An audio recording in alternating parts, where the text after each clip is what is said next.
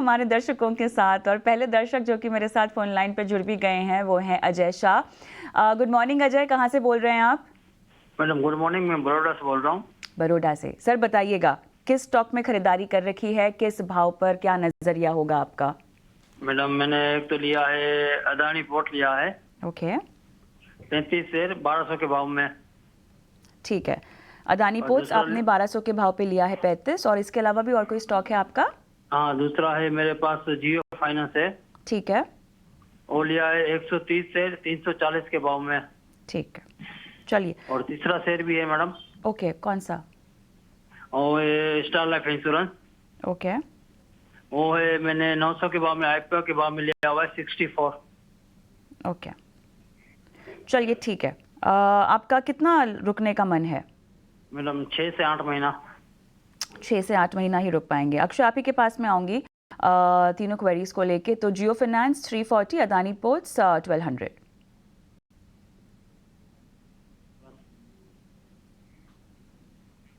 आप ने शायद का म्यूट पर शायद हैं जी। क्या जी तो अडानी पोर्ट्स पहला स्टॉक है, तो उनका नजरिया मेरे हिसाब से अजय जी का 6 महीने का होल्डिंग का है, और प्राइस स्ट्रक्चर तो बहुत ही स्ट्रांग है। एक हल्का सा रेजिस्टेंस 1600 के स्तर पे है, जो मैं बिलीव कर रहा हूँ कि अगले 1 डेढ़ महीने के अंदर पार कर जाना चाहिए। सपोर्ट बेस 1440 का बिल्ड हो चुका है, तो आपका टारगेट एरिया करीबन में जो मैं अभी फिलहाल प्रोजेक्ट कर रहा हूँ 1670 का होगा। एक 1670 के टारगेट के लिए आप बने रहे। एक स्टॉप लॉस अगर आप ये ट्रेड में बनाना चाहे तो 1440 का रहेगा।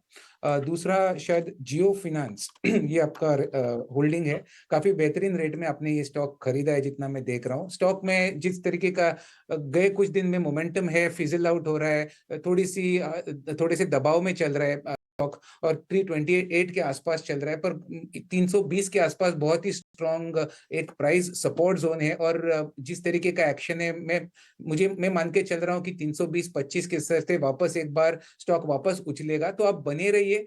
स्टॉप लॉस के माध्यम से 300 का स्टॉप लॉस बनेगा एक रिस्क मैनेजमेंट के तौर पे, और रिकवरी में वापस आपको 370 तक जियो फाइनेंस दिख सकता है। तो 370 380 रफली ये 6 महीने का टारगेट होगा जियो फाइनेंस में। अगर ये लेवल दिखे तो आपको बुक करना है, तो दोनों स्टॉक्स में बने रहने की राय रखूंगा। तो होल्ड जियो फाइनेंस और अडानी पोर्ट्स। चलिए, तो नज़रिया 6 से 8 महीने का, और दोनों में ही आपको फिलहाल रुकने की सलाह दी जा रही है हमारे आज के एक्सपर्ट के मुताबिक। योर स्टॉक जी आपके पास आऊंगी क्योंकि इनका शॉर्ट टर्म नज़रिया है। Snowman 86.52, CSE 150.43।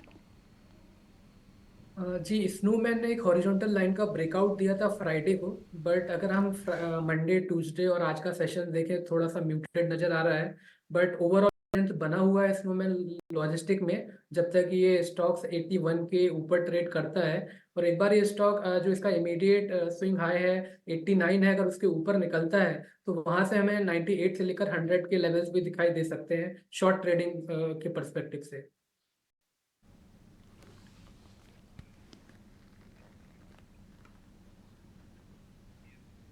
CSE भी है इनके पास।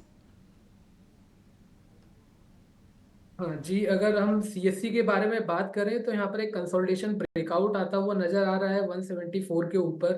तो मुझे लगता है कि 165 का एक स्टॉप लॉस बनता है। अगर 175 के ऊपर ये स्टॉक सस्टेन करता है तब हमें इसमें फिर से एक फ्रेश बाइंग दिखाई देगी। वहां से स्टॉक को ये 185 से लेकर 188 के लेवल तक भी पुश कर सकती है। सो दोनों ही स्टॉक काफ़ी अच्छे हैं, और जो एक्सपेक्टेड जो सपोर्ट लेवल्स बताए गए हैं, जब तक दोनों स्टॉक पकड़ के रखते हैं हम अपसाइड के मूवमेंट का एक्सपेक्टेशन कर सकते हैं। ऑलराइट।